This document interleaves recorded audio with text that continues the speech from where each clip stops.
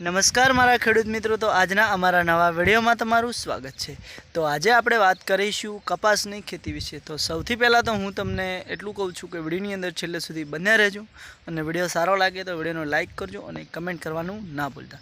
તો હવે સૌથી પ્રથમ હું તમને બતાવવાનો છું અમારો જે કપાસ છે એ અને કપાસની અંદર અમે કયા કયા ખાતરો વાપર્યા છે અને કપાસની અંદર સૌથી સારો વિકાસ છે અને સૌથી વધારે રોગ ના આવે એના માટે કઈ દવાનો છંટાવ કરવો અને કપાસની અંદર છૂસીઓ વધારે હોય તો એના માટે શું કરવું એ વાત આપણે જાણીશું। તો હું તમને બતાવું છું કપાસ। તો જોઈ શકો છો મારા ખેડૂત મિત્રો કે આ છે કપાસ અને કપાસની અંદર બાજ અને વિકાસ અને કેરીઓમાં સારો છે, તમે જોઈ શકો છો।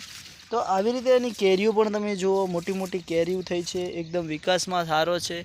પણ વાત એ છે કે આજે આપણા કપાસની અંદર છૂસીઓ વધારે જોવા મળી રહ્યો છે।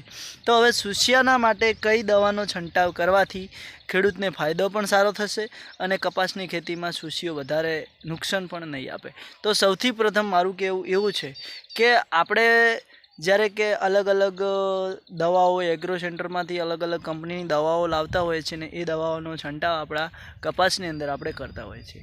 તો સૌથી પ્રથમ જુઓ તમે, આ છે અમારો કપાસને, અમારા કપાસની અંદર તમને ક્યાંય પણ થોડો પણ છૂસીઓ જોવા મળે તો તમે ફટાફટ કોમેન્ટ કરી શકો છો અને કોઈ પણ જાતનો રોગ પણ જોવા મળે તો તમે ફટાફટ મને કોમેન્ટ કરીને જણાવી શકો છો।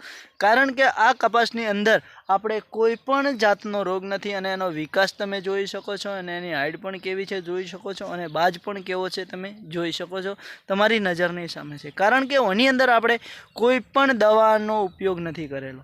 તો હવે એની અંદર આપણે એક જ કર્યું છે કે આપણે ભેંસોનો તબેલો જે હોય છે એનું ગૌમૂત્ર છે તે આપણે ભેગું કર્યું છે એક પીપળાની અંદર અને એમાં આપણે જે આંકડો આવે છે, જે આંકડાના પત્તા આવે છે એની અંદર બેરલમાં ભેગા કરીને બધું મિક્સ કરીને 15 થી 20 દાડા પડ્યું રાખ્યું છે અને પછી પાણી સાથે આપણે આખા ખેતરની અંદર હાંકી દીધું છે અને એનું આ રિઝલ્ટ તમારી સામે છે, તમે જોઈ શકો છો કે ખેડૂતને વધારે નુકસાન પણ નથી થતું અને ઘણું ખાતર ફર્ટિલાઇઝરની પણ જરૂર નથી પડતી અને કપાસની ખેતી પણ સારી થાય છે અને આવક પણ ખેડૂતને સારી મળે છે।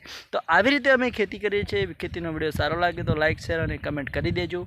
તો જય માતાજી, નેક્સ્ટ વિડીયોમાં ફરી મળીશું। ખૂબ ખૂબ આભાર વિડીયો જોવા બદલ।